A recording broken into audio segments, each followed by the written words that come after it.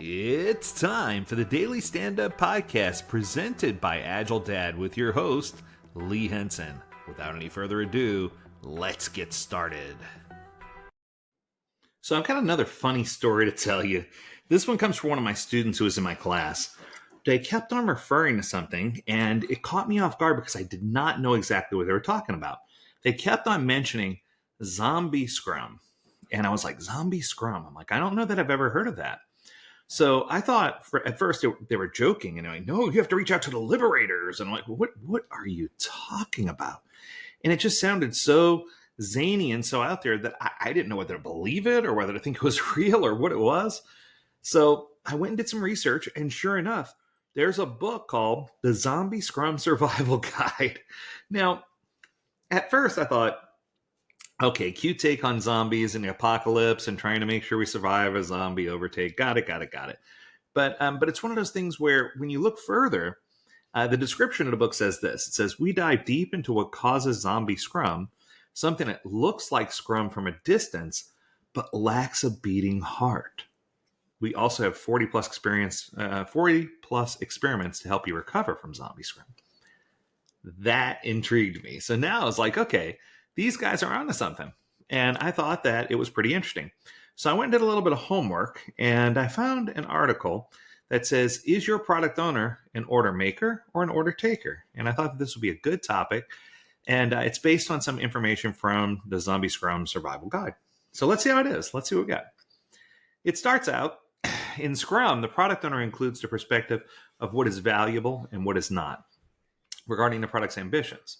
As the team spends time and money working on the product owner ensures this investment returns value to the stakeholders. Close collaboration with the people who have a stake in the product and the developers is essential to decide what is valuable and what is not. Let's pause.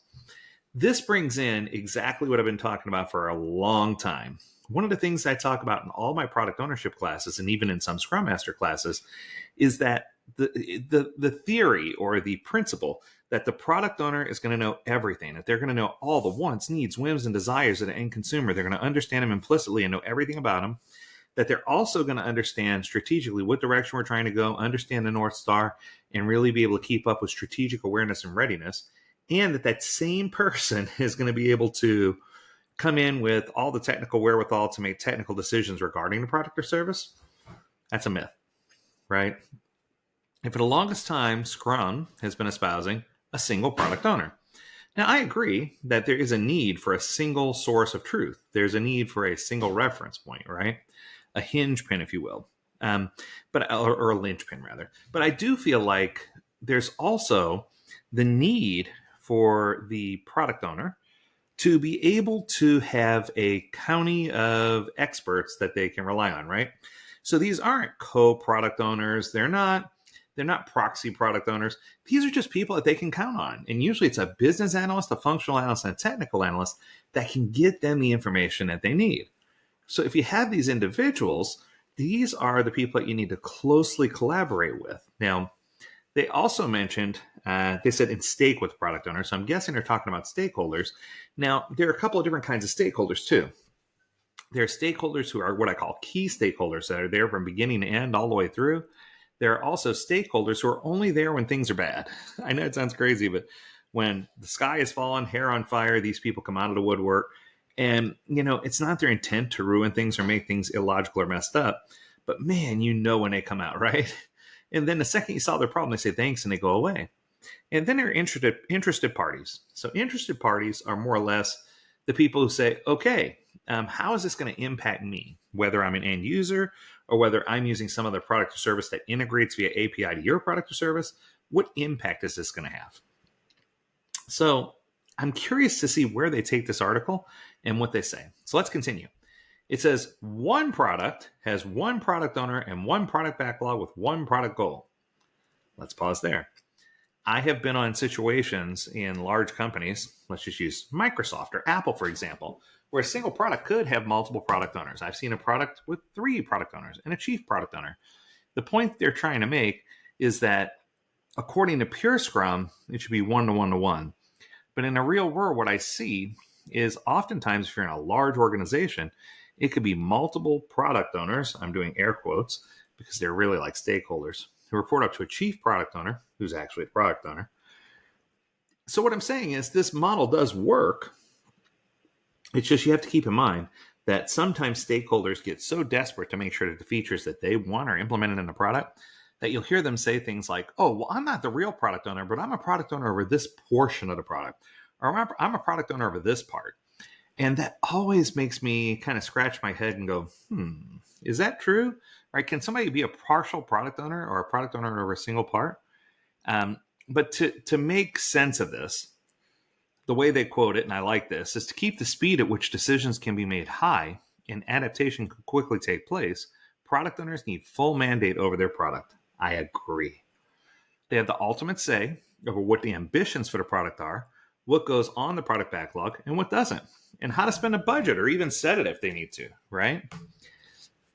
The product owner ensures a product goal and an ordered product backlog are available to the team and its stakeholders. However, this doesn't mean the product owner is the only person on the team who does this work. Finally, somebody agrees.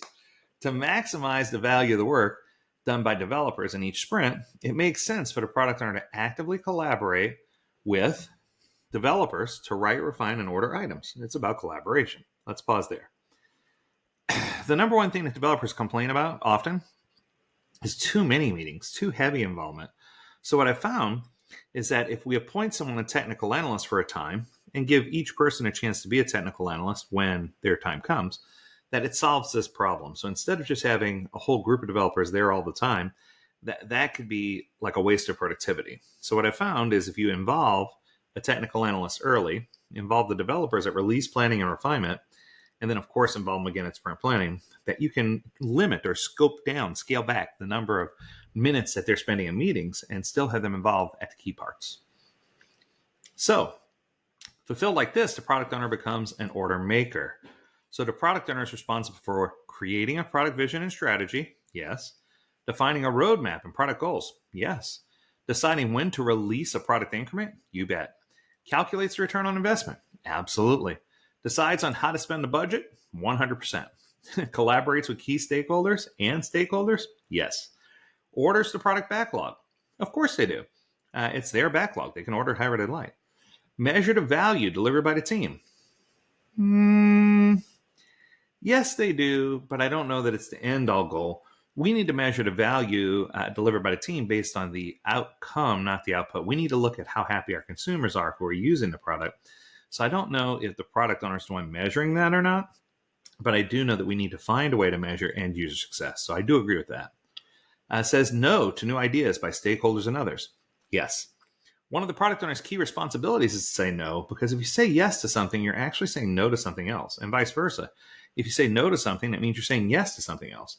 So I know that sounds weird, but yes, that is the product owner's job. That's what they do. And they understand what's happening in the market and how it may impact the development of their product. This is the need for that business analyst and functional analyst, one who has their thumb on the pulse of the consumer and one who understands the direction strategically that we're trying to take the product, right? Most importantly, the product owner involves the entire team in this to increase the feeling of shared product ownership. If you do this early enough, if you do this in rapid release planning, the team gets more buy-in because they're involved earlier. If you wait until it's too late and only involve the team at sprint planning, which is what Scrum says, then you're going to wind up with a team who feels disengaged, disenfranchised, and they feel like they haven't been included in key decision-making points. So you want to make sure that you get them involved early. Sometimes the product owner is still an order taker. It might be distributed amongst a product manager, project manager, line manager, stakeholder, client. In short, the product owner becomes completely powerless. It becomes a meaningless role. I hate to throw darts, but I'm going to throw darts one more time. Why not? I've been doing it all week. Scaled Agile Framework is a perfect example of this, right? Where everybody above decides so much what the product owner's job is that by the time the work gets to the product owner, they're just like, yeah, I'm a glorified secretary. I'm a Jira jockey is the word that I got. And I was like, ouch, that hurts. So in short, the product owner becomes completely powerless and they start doing things as a result. The team will face many dependencies because for each impactful decision, the product owner needs to ask someone for permission. Work in a waiting column or waiting for details or stuck or impeded piles up. The team can never deliver a done increment. and a sprint review becomes a useless event because nothing is ever delivered. Basically, the whole empirical flow of Scrum comes to a grinding halt where no one can make decisions, no one can do things, and everybody's just kind of stuck. This is frustrating for the team and for the stakeholders. I've experienced many product owners who are the most frustrated themselves. They just get so aggravated. Quite often, this wasn't what they signed up for. I didn't sign up to do this. Or maybe they did, but the harsh reality made them realize that being an order taker doesn't make much sense and it's not much fun, right?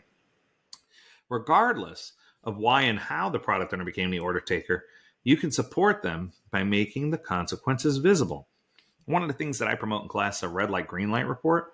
It's kind of like an Excel sheet, but it gives people visibility into what things have been added to the backlog, what things were there, what things are being pushed at risk, what things won't be done. And I think that that gives people great visibility. And they want to point out a couple of things that they feel like you should be visible for. So one of those right out of the gate is, what do all the dependencies and waiting times cost the team? So the cost of delay, cost of dependencies. I'll tell you now, it's high. What does the extra meeting time cost to create alignment between the various roles, taking responsibility away from the product owner?